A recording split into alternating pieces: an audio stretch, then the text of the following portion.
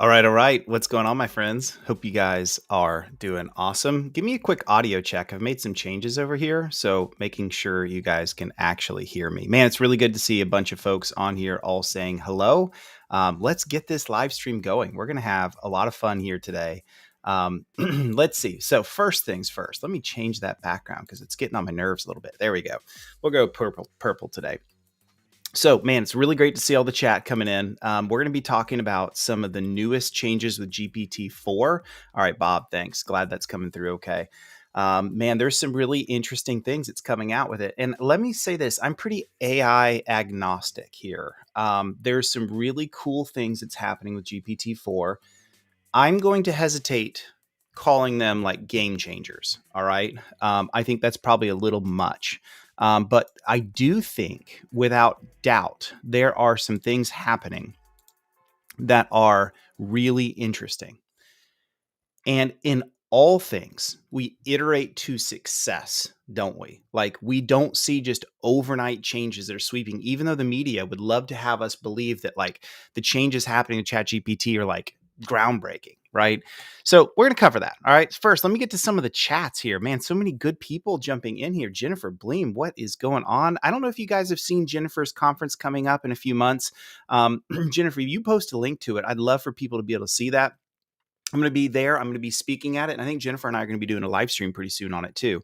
So definitely check that out. Also, Mindy checking in here. Make sure you guys check out MSP GeekCon. I will also be at that one. Going to be a phenomenal event. Make sure both of those events, I want to see you there. Man, a lot of great people. Good to see you, Matt, as well. Whoever the IT guy is, yes, I will be at Security Matters at Murray State. Yes, I will. I will see you in April. I'm pumped about that. I'm going to be eating at Los Portales, one of the best restaurants in all of planet Earth. Bob Miller checking in. Good to see you. Man, so many good people. I can't get to all of this, right? This is what I love. Man, Sean Lardo here. Good to see you as well, Sean. Just amazingly great people. Here it is. Here's the event right there. Go check that out. MSP Sales Revolution /Ultimate. Get on there. It's going to be a great event. I'll be there too. All right. So let's kind of get started here. Here's where I think I'm going to begin on this is I'm going to share right here.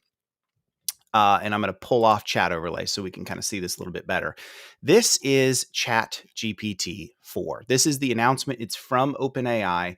And it's pretty interesting. I'm going to cover just a few pieces around this. They just came out with this, which is kind of staggering, isn't it? Because really, GPT-3 just came out and it was like taking the world by storm. You guys remember that? And everyone's like, all the news and media agencies are like, whoa, this GPT-3 thing. And it's really Chat GPT, which is just a chat bot, which I'll get to in a minute why I think Chat GPT was actually their moment of brilliance, not necessarily just the GPT iterations. So we'll get to that. Just pause. But let's go back to the article. Okay. So here's the article. They talk about the newest model just came out literally just months later. Look at this. We've created GPT-4 for the latest milestone using tons of real world scenarios. Look at this right here. For example, you're looking at this. It passes a simulated bar exam with a score around the top 10% of test takers. In contrast, GPT's score is around the bottom 10%. So GPT-3, I guess, could still get you in and get through the bar exam because that's all that matters, right? You just got to get through. I don't know if Brad Gross is on, but like, this is the world we're in today, right? But now it's gotten so much better. It's now in the top 10%. Now, this is just one test. And they're clear that GPT-4 is not, it doesn't fix everything. It still has weird nuances. It still has a lot of issues around, right? So we know that, but it's pretty cool to see some areas of significant improvement just months later. We've spent 6 months aligning GPT-4 using lessons from our adversarial training program as well as ChatGPT. So they're leveraging, like, literally millions of people using ChatGPT has gone into some of the mechanics of GPT-4 to make it better. So there's a lot that they talk about inside all this. First of all, I cannot show you GPT-4 today. And the reason, I can show it to you today, and I am, but I can't use it today. It's still on a wait list. I am a paying member of OpenAI, so I'm on their wait list. but I'm not in it yet. So, but I will show you. In fact, almost nobody is in it yet, but I'm going to show you some really cool things nonetheless. I got some videos to show you. Okay. So they show some of the differences of how much better this green shows, like how much better in certain areas that it is. They even show it tested against simulated exams. So you kind of want to see how does it handle in certain ways. And some things it's really good at, some things it's not so good at. Oh, Brad is checking in here. He says he's in the top 5%. So he's still at technology. I love it. Just wait till Brad GPT comes out, and then it's all over from there, right? So they're showing some of these it does really well in, right? Like GRE verbal, man, it aces it, does better than even some of the older models that are over here. But some areas it really does really terrible, right? So for art history, art AP biology, AP calculus does really, really, really terrible, right? So it's not perfect. It's lots of room for improvement. I'm going to skip by all of this stuff. One of the super cool things that it's doing now is not just the ability to read images and see what's happening inside the images, but also check this out. Let me get back to this. Check this out too. Oh, did I just lose it? That's what I get. There we go. Okay. So you see what's going on here, right? We've plugged in a VGA cable into the iPhone, right? Just a stupid little Reddit meme. But what's really amazing is Chat GPT-4 recognizes what's happening in all three images separated and draws the correlation of humor to it.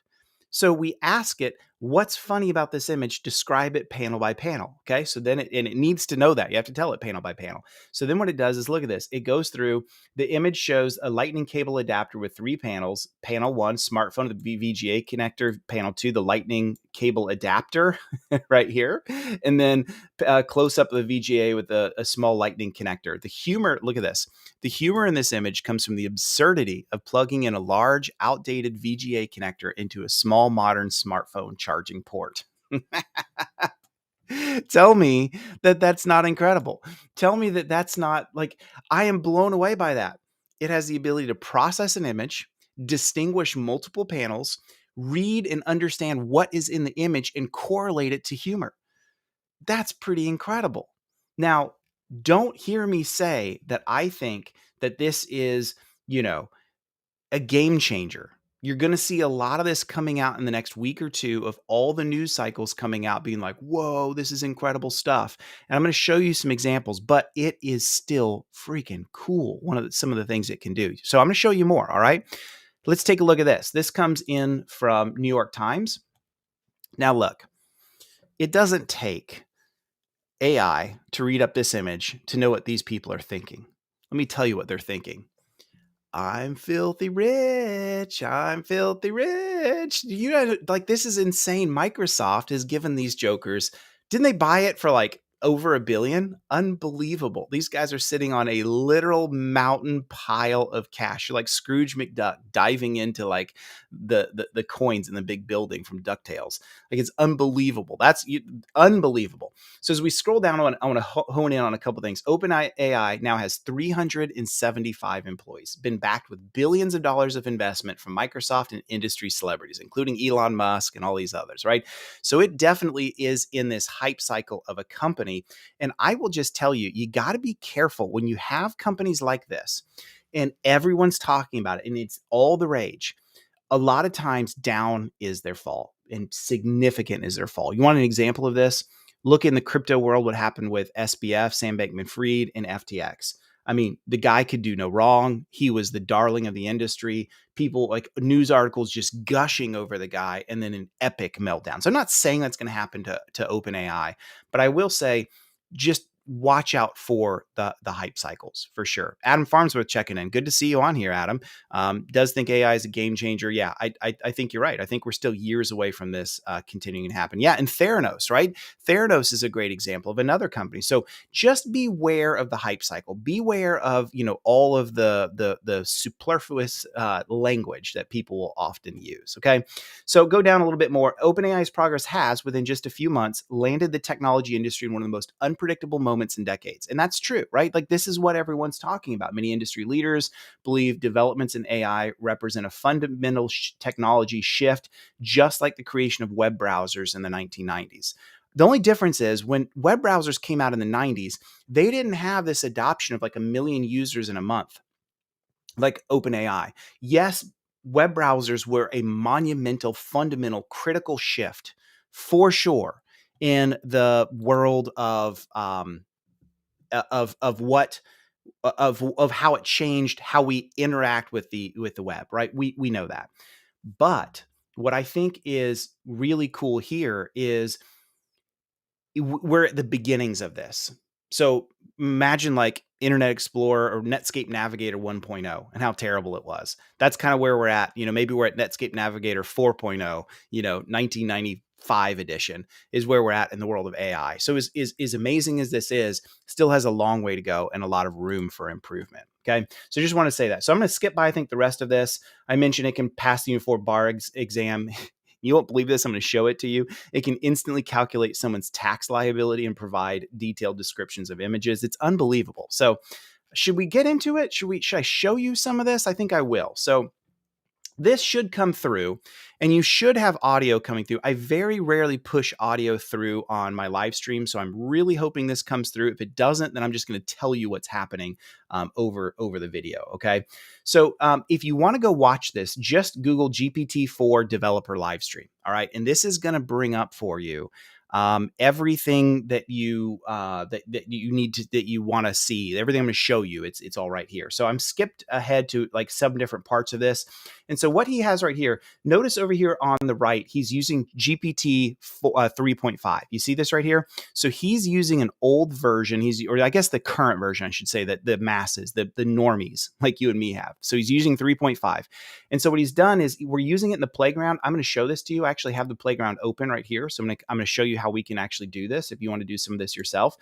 And so he's got the 3.5 model open and he's told it in the system, hey, you are ChatGPT, a large language model trained by OpenAI. Follow the instructions carefully. So you can actually, a lot of people don't know this. You can give it inputs, an almost infinite number of inputs to tell it what to do and how to act. And so this is one of the big misconceptions that people have. When everyone talks about OpenAI and they use the words Chat GPT, they're just talking about a chatbot that's been implemented, not GPT itself. So GPT is the function, is the actual AI model, which then lets you do almost infinite numbers of things.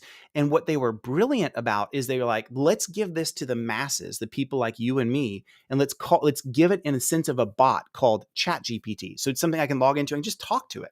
So you're interacting with GPT up above through a bot called Chat GPT. Does that make sense? So there's been a lot of confusion among people. When we talk about Chat GPT, we talk about what all it can do. It's really GPT itself that allows it. Okay. So I say that to say, coming back to this video, all right, here's why this is important. Coming back to this video, we're using a playground. This is not Chat GPT. This is just interacting with GPT as a whole. Okay. So hope that makes sense. So let's hit play on this and let's watch this.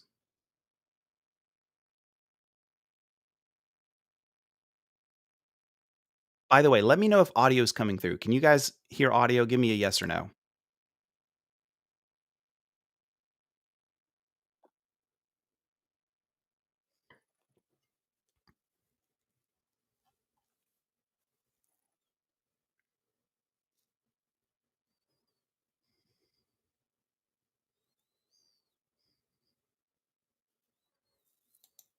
Okay, I'm getting no's on the audio. So let me change something real quick and see if I can get this to go through again. I think I see what's going on. I'll share the entire screen. Okay, got to go into YOLO mode for this. Well, this is the user asking me to do something that the developer didn't. Okay, let me know now if audio is coming through. All right, so now time to actually show you the task that I'm referring to. So everyone's familiar with summarize this, let's say, article into a sentence.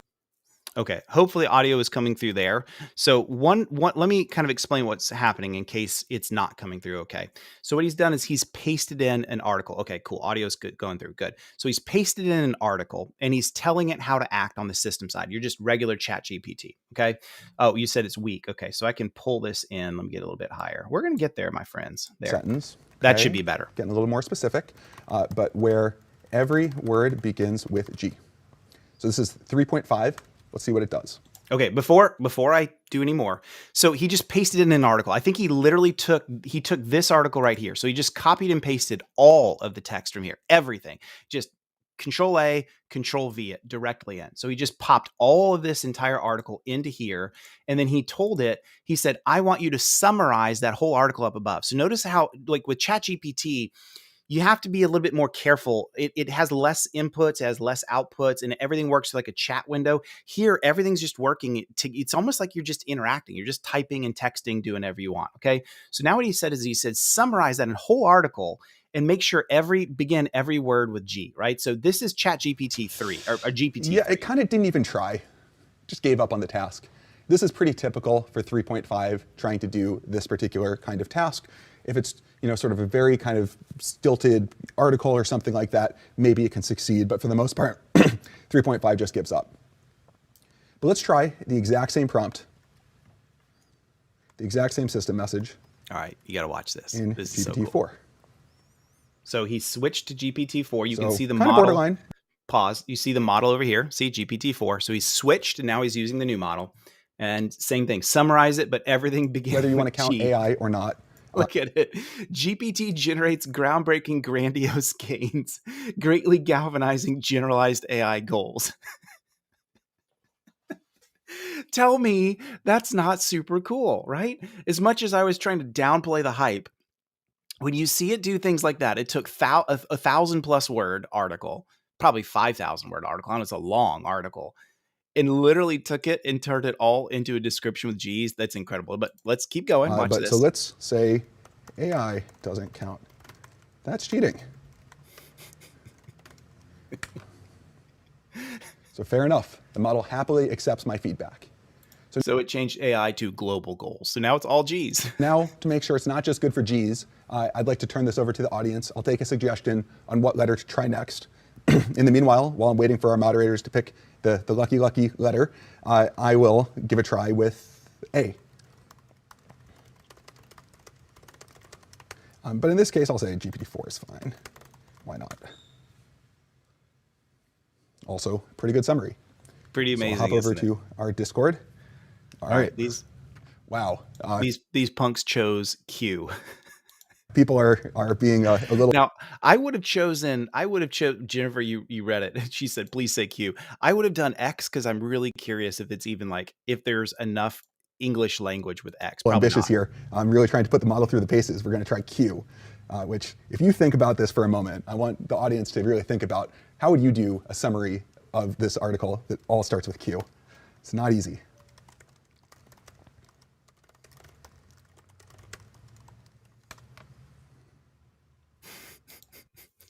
There it is. Tell me. That's now, how useful is that? Not really. But the capability that it has to go take a whole bunch of language, a whole big article that was unstructured in the sense of organically recently written, to go read all of that up, and then the model can then go understand exactly what it was that was written into it and then turn it into a summary, all with cues, is incredible to me. That's really amazing, some of the capabilities that it has. All right, so that's just one thing it can do. Let's move on a little bit. I'm going to scroll and seek through a little bit more, and we're going to get to a couple other things here. Let's see. He had it do some he had it summarize everything into a poem. That's kind of cool stuff.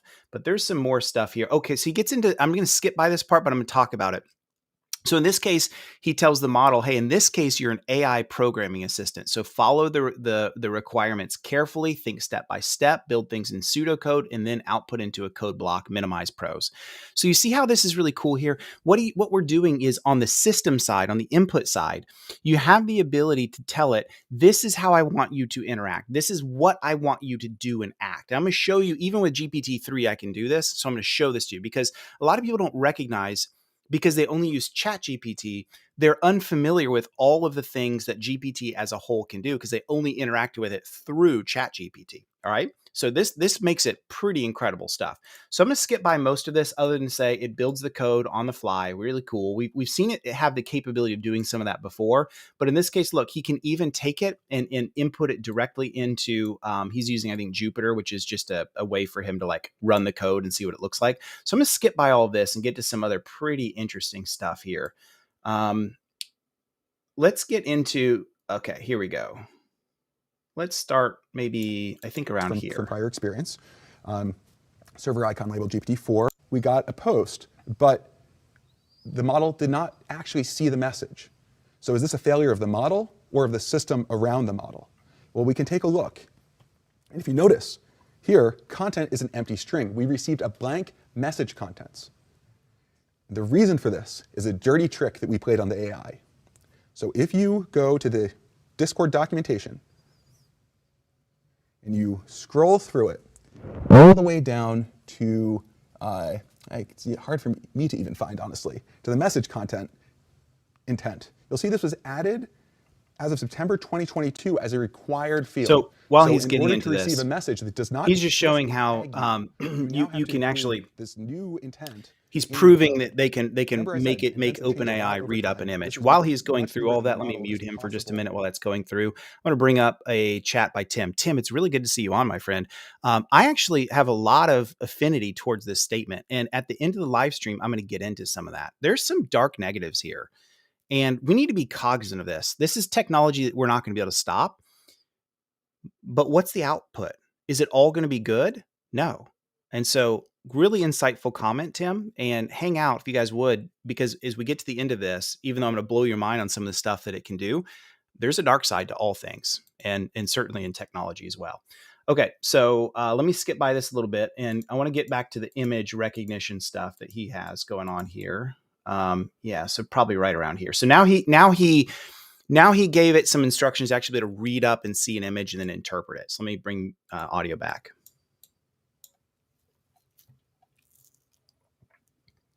So that's an audience submitted image. So they created it probably in Dolly. We have received it, even though the bot was not explicitly tagged.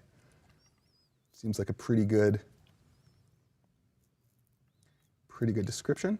And there we go. Interesting. This is an interesting image, actually. It looks like it's a Dolly. So it has the capability, this is incredible, to read up an image and tell you exactly what it sees. An astronaut exploring a snowy mountainous landscape on an alien planet, blah, blah, blah. Wearing a green spacesuit, captured in motion. And let's actually try unbelievable this one as well.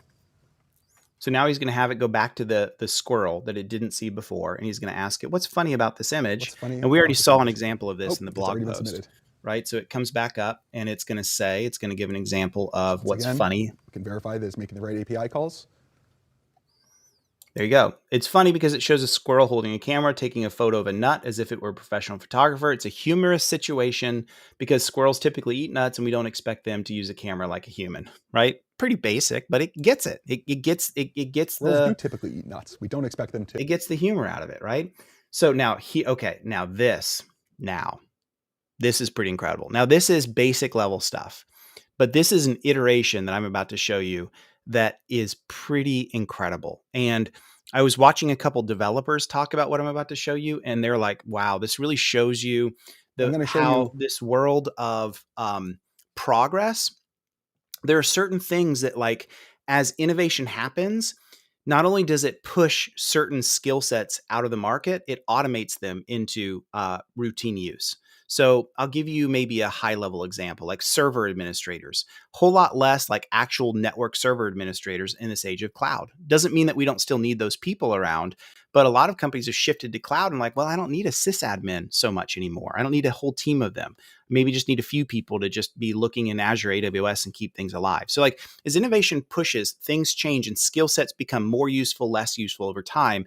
And web development's an interesting one. So take a look at this. Even though this is basic, this is incredible stuff. One more example of what you can do with this model. So I have here a nice hand-drawn mock-up of a joke website. Definitely worthy of being put up on my refrigerator. So you just sketched up what a website should look like. I'm just going to take out my phone, literally take a photo of this mock-up, and then I'm going to send it to our Discord.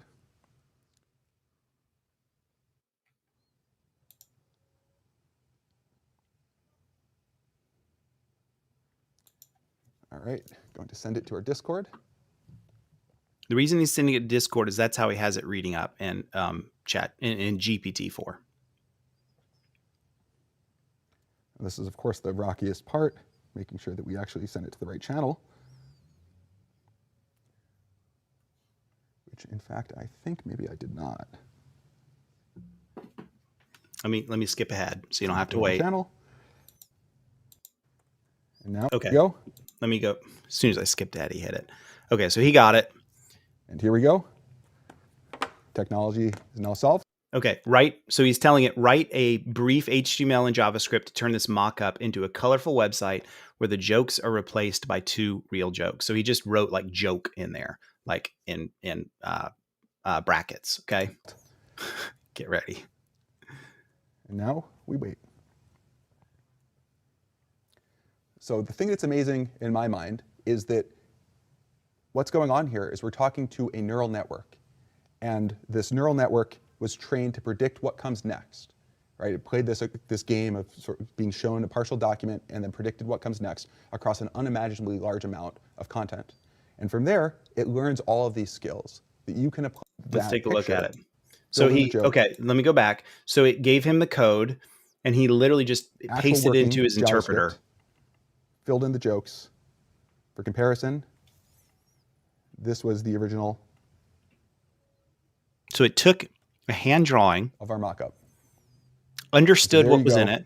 Going from hand-drawn, beautiful art, if I do say so myself, right into code, to working website.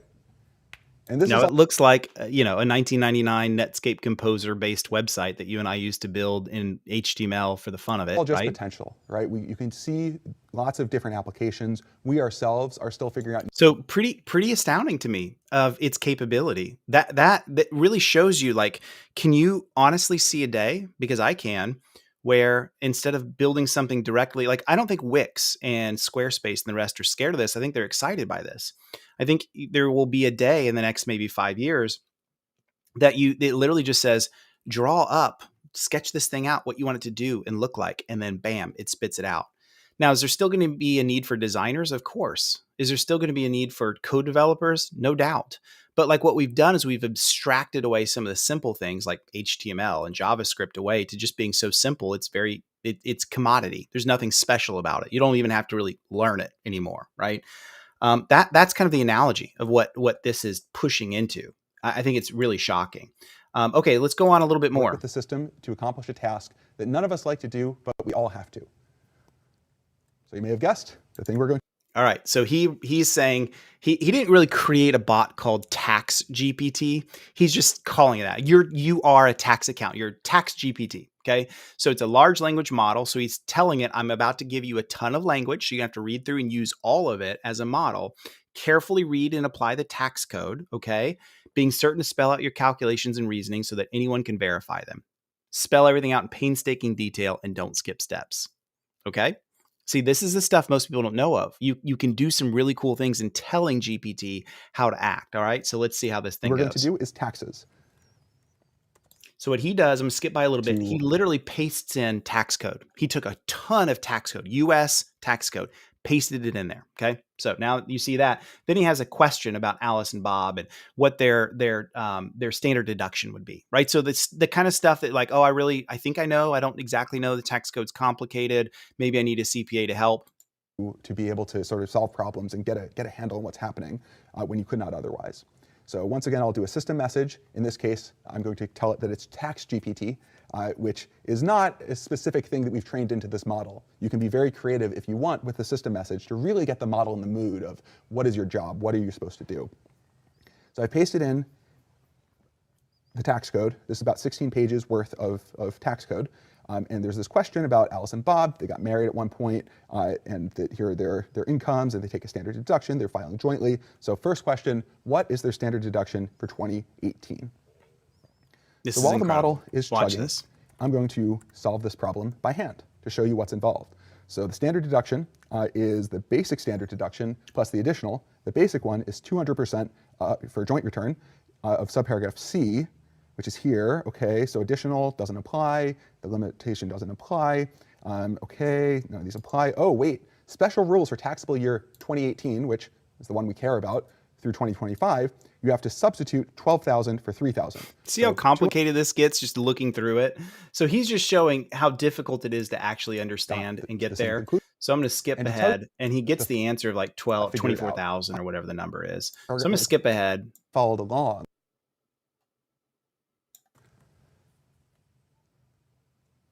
And here it goes. So it read And through here we all go. of that. It's doing the calculation. And see how it follows him, spell everything out in painstaking detail, don't skip steps. So that's why it's being so verbose. If he wanted it to be shorter, he could just say skip all the data and just give me the final answer. You could do that too, because it's a model that just does what you want Honestly, it to do. every time it does it, it's amazing. This model is so good at mental math. It's way, way better than I am at mental math. It's not hooked up to a calculator. Like that's another way that you could really try to enhance these systems. But it has these raw capabilities that are so flexible. It doesn't care if it's code. It doesn't care if it's language. It doesn't care into a rhyming poem. Now we've known it can do poems for quite some time, right? But it gives you And there we go. it's literally A going beautiful, through all beautiful those poem steps from the about tax doing code, your calculating how it taxes. does it. Instead of So just thank telling you you the everyone answer, for it's tuning turning in. it into a I poem. hope you learn something. So there you have it. Like these are some incredible things that that GPT-4 has the capability to do. The image recognition is probably one of the coolest things. So I want to share a few other things with you that you can play with right now. One of them is right here. It is the AI text classifier. This is a really interesting one. So this is all still running with GPT-3 right now, but there's been a lot of like rage in worry over in the academic circles on, well, now I can just have GPT or Chat GPT in particular write my paper for me. Yes, you can, right? And so how do we have the ability to know, to not know, that sort of thing? And so I played around with this a little bit. And what I did was, what you can do is you can take anything and you can paste it in here, and it will give you its guess is at if this was written by AI or not, right? And so I can take an example like this right here. This is one of our blog posts at Fifth Wall, 5 best practices that lead to cyber insurance. This was written by humans because we wrote this before ChatGPT came out, and we've kept it up to date since then. So I'm just going to literally copy pasta the whole thing. I'm going to paste this in here, and we know this one's not written by AI. Hit submit. Very unlikely to be AI generated. Very unlikely. So that's pretty cool, right? Let's take another one. Here's one from Blackpoint, and I just picked a company at random. Blackpoint, great people. So not. I'm pretty sure this one's also not. So I just took like a big section right here, and I figured, okay, I'll just copy pasta this, and let's see what happened. Let's just paste it in there, and let's see what we get. This one also very unlikely. So I'm curious if anyone has written something by AI, especially ChatGPT, that we could run through here and see how it would answer it. Keep in mind, it's not perfect, right? It's not always going to get it exactly right. And I found a couple blog posts that I suspected may be written by GPT. And so I posted them in there, and it said, it kind of gave a maybe. It wasn't even like, oh, 100% this is definitely done by AI. So it'll be interesting to kind of see, but this is something I could see eventually. We have like language, we have model language checkers that you could have, like, so before you submit a paper in, right now academia already has things that go and check third-party sources to see if there's plagiarism. I could see this becoming something that it does some amount of checking to see how much of it was automated. But here's the deal, my friends, like at the end of the day, I don't think you can really stop this. It's always going to be a cat and mouse game between AI's capability of acting like a human and talking like a human versus our ability to detect it. No different than cybercrime, no different than so many other fields. And so I think we're just going to have to get used to. I don't think we can stop it. I don't think we can prevent it in academia. So I think we're just going to have to learn how to like deal with it and how to accept it in our daily life, and maybe even understand changes the way that like we do school work and the way we learn. I'm not sure. So here is the OpenAI playground, and I wanted to show this to you as well. So like I said, I'm a paying member of OpenAI, but I'm still on the wait list. I'm not in GPT-4 yet. And the way you can see this, because over here on the right for the models, I only have the 2 models available, 3.5 base models. That's it. I don't have anything else. And so even if I go to complete over here, they give me a bunch of other models, but again, still no GPT-4 at all. So, but what's cool about this is you can still play around with this. This gets back to what I was mentioning before. Let's give it let's tell GPT what we are. So you are a helpful chatbot, but you're also a benevolent dictator too. Sometimes you like to help, but sometimes you like to insult or even threaten. Okay, let's use that. Now let's get back to Michael Cole's. Tell me how to make a really great French toast. Oh, it just wants me to capital, whatever. And that seems good to me, right? So let's submit this guy, see what it does. Of course, I'm happy to help you making that delicious French toast. So it gives me the instructions or the ingredients. It doesn't seem in this case to want to do anything. Yeah, it didn't seem to want. Okay, let's change the model a little bit. And let's change what we have it do. Let's see. You are a not helpful. You're a chatbot, but you're also a dictator. Make sure you speak as a dictator would. Give me a sales script to buy a used car. I don't know, I'm just making this up on the fly. We're gonna see what it does.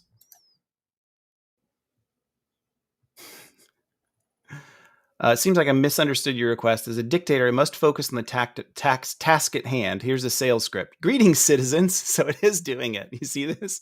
You've shown interest in purchasing a used car, and I, as your supreme leader, will guide you through the process. First, you must understand that this is a great nation and qualities of the utmost importance. I'm not going to read the rest of it. So it did it that time. So it can be quirky. But this is pretty fun, and this is where the whole like Chat GPT that everyone uses and is used to, you can go way beyond this, and you can have GPT operate in really interesting, exciting, and even fun ways. You could even there's a lot of stuff you could do this. There's a lot of like ways you could play around with this and have a lot of fun with it. But you're seeing a lot of companies begin to integrate and build this in as well. And look, some use cases I think are brilliant for ChatGPT. Others I think are really horrible ideas, right? So good use case, a chat bot that helps people understand and get support for, a platform, that makes a lot of sense. It can read up all the help documentations and KBs and all of that. And so now as I'm talking to, it's giving me like far better help than just here's the list of KBs you can go read. It can actually help troubleshoot while I work with it. That's pretty awesome. I think a horrible example would be like having it write code for you in some kind of platform, right? Imagine that you have a CI/CD platform or or you're a I don't know an MSP and the RMM, and you go consult a GPT based like automator for you, and it goes and builds scripts for you that you can go and run. Like that's a terrible, terrible, terrible idea. So you just have to understand the use cases for this. But I think it's really pretty interesting. And if you want to see more, just go right here, go to platform.openai.com, and this will bring up, you can do this today without even being a paid member. You just do the free account. And you can go and look at a lot of the different examples. They have a quick start tutorial. They have full examples of some of the things that you can do. You can build an application yourself. So it's really fun just to play around with this and experience. And it's going to take some time before GPT-4 gets fully released. But what I wanted to do is I want to shift the end of the live stream into this discussion right here. Yes, GPT-4 has arrived. Yes, it blows ChatGPT out of the water, not because of ChatGPT, but because GPT-4 is better than GPT-3, right? Simple. But let's get back to what Tim said before. Let's get back into not all is rainbows and unicorns in this world. And I really think this Washington Post article really brings up some great stuff. Yes, it can revolutionize work and life, all this kind of stuff they talk about for sure. Some interesting things. But look at this. I want to get into some of this. Sandini Agarwal, an OpenAI policy researcher, told the Washington Post, as one example, the model might be able to look at an image of a big group of people and offer up known information about them, including their identities, a possible facial recognition use case that could be used for mass surveillance. I think we'd be lying if we said that's not just a likely outcome, almost an absolute outcome. I think that would be shocking, right? That would be, it's going to happen. Mass surveillance is already happening, right? But these are the things that make it more effective, make it easier, make it better. So I think we just have to recognize that. Also, look at this. In his blog post, it still makes many of the errors of the previous versions, including they use this word hallucinating a lot, where it does something weird. And it does something weird based on the model it was taught from. And keep in mind, the model it's taught from is humans who by nature are weird and diverse and not normal and not standard across the board, right? And so sometimes it offers nonsense it's perpetuating social biases, which is scary, and offering bad advice. It lacks knowledge of events that happened after 2021, and that's when the GPT-3 model was built, right? Limiting its ability to teach people brand new things, right? And I'm skip down and yeah, I want to dive into this, but the frenzy has also sparked criticism because companies are rushing to exploit an untested, unregulated, unpredictable technology that could deceive people, undermine artists' work, and lead to real world harm. Yes, yes, that can happen. That will happen. Looks like Bob has GPT Model 4. That's awesome, Bob. I guess you got in maybe way before I did on the list. That's great, dude. You should definitely do you should show it and you should do like a live stream of your own, Bob. It'd be cool to see it. AI language models often confidently offer wrong answers because they're designed to spit out cogent phrases, not actual facts. Pause. Did you read that? Did you hear? That's a good point that this journalist brings up. It's not giving, there's this perception of like, oh man, it can take wild things and just tell me the answer. No, no, no, no. What it's doing is it's spitting out a phrase that makes sense according to its model. And sometimes that phrase is correct. Sometimes that phrase makes sense. Sometimes that phrase is ridiculous or wrong. That's what's scary, is because someone said this way before, that it's not sentient. It doesn't have its own conscience. It doesn't have a sense of right or wrong to it. It's literally just taking a huge data model and spitting out what it should in a cogent way. And that can be scary, the undermining of this, because it's been trained on internet text and imagery, including things like Reddit or Fortran or whatever. Fortran's a programming language. Whatever that other one is that no one ever goes to anymore, I hope. Yeah, that's pretty scary, right? They can also emulate human biases of race, gender, religion, and class. Yikes. Yikes, yikes, yikes. So that's what I wanted to cover that because I thought they did a good job kind of covering both sides here in this Washington Post article that I think is definitely worth our concerns, worth our debate, worth our oversight. What do we do when the darkness of some of these things come to play? And so I want to hear your comments across the board. What do you think about ChatGPT? What do you think about GPT as a whole? What do you think about how AI is what it's doing? We can't shut it down. This is very similar to other things. Like, remember when encryption first came to market, and like when PGP first came out? Some of you may not even know that, but when it first came out, it's like really simple to do personal encryption. Everyone panicked. Now we're going to have bad guys sharing secret information we can never know, right? What do we do about that? We learn to adapt. We learn to address it. Humans have always been good about how do we learn to adapt to our changing circumstances. We can't stop this stuff. We should seize the good for what it is, but recognize there is areas of darkness that comes with it. How do we be prepared for it? I don't think we can stop it. So how do we deal with it? So really interesting stuff that's here. Would love to see your thoughts on all of this. Yeah, some good comments already coming in. Let's see. So Mindy checking in. The harm comes from people getting lazy and stop engaging their brains. Yep.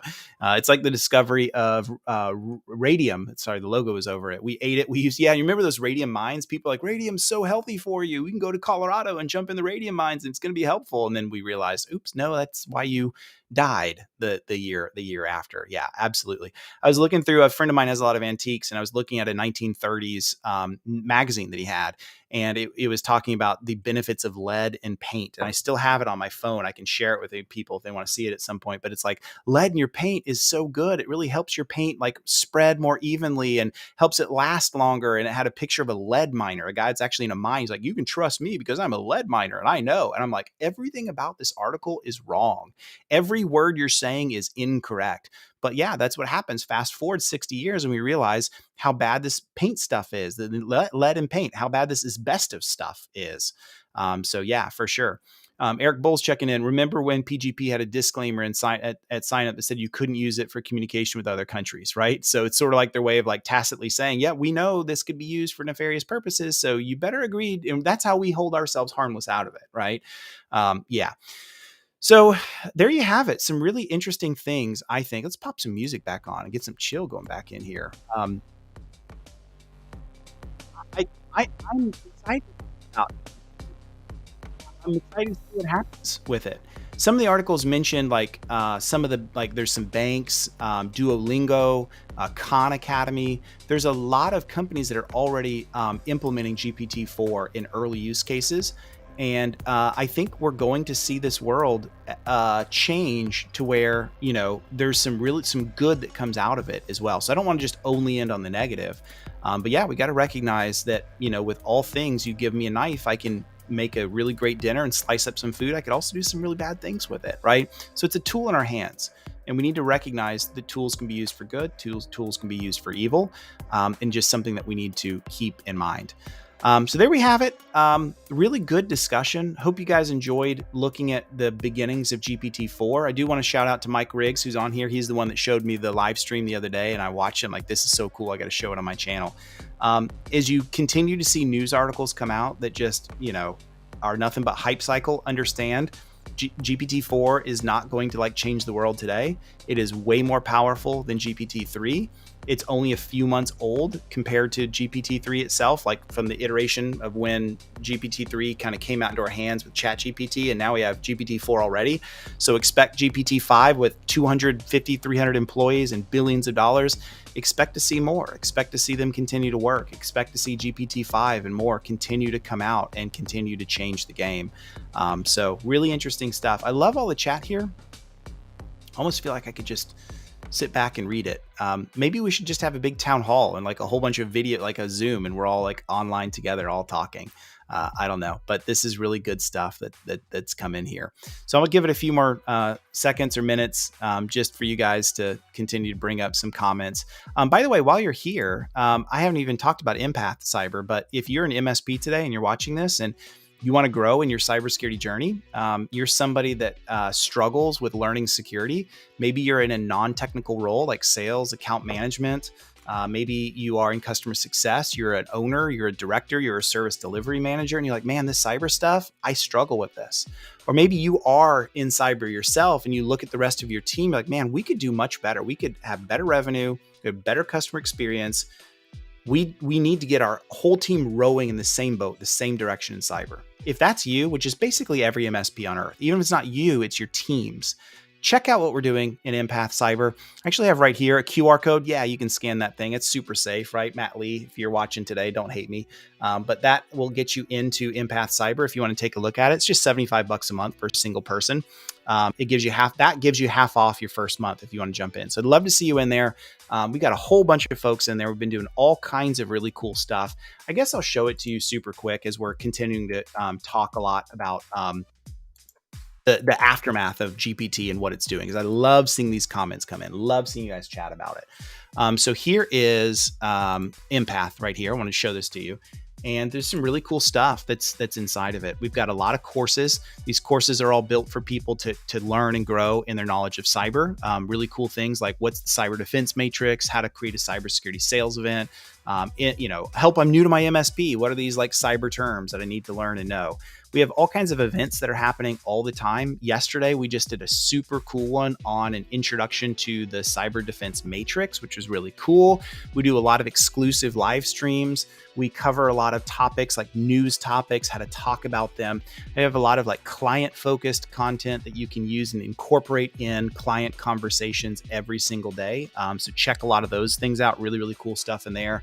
Forums, chat. I'm not going to bring the chat up because that's a little bit private for the members. But there's just tons of really amazing stuff in here that's coming out all the time, and would love for you to consider joining if you need some help in your journey there in cybersecurity. Because I've recognized in my years of doing this that, man, if you're a technical person, you got training everywhere you need it. YouTube, John Hammond, you got John Strand, you got so much good stuff. But what about the rest of us? Where do the rest of us get that from? So check that out. Love to have you jump in. If you want to see it more, reach out to me. I can get you in there. All right, my friends, I am going to go off video. I'm going to just let the music cue for a bit, and I'm going to let you guys chat for a little bit, just for a few more minutes in case anyone is furiously typing out some final comments. This has been a really fun live stream. Let's keep the discussion going. Share this with some friends. Give me comments. Feel free to share this live stream out on LinkedIn or YouTube or wherever, and feel free to give me your comments. Agree, disagree, big takeaways, concerns. the more I think we all engage in this conversation, the better we get. All right, my friends, this has been super fun. I'm going to leave the live stream up so you guys can continue to talk, and I'll talk to you guys later. Thanks.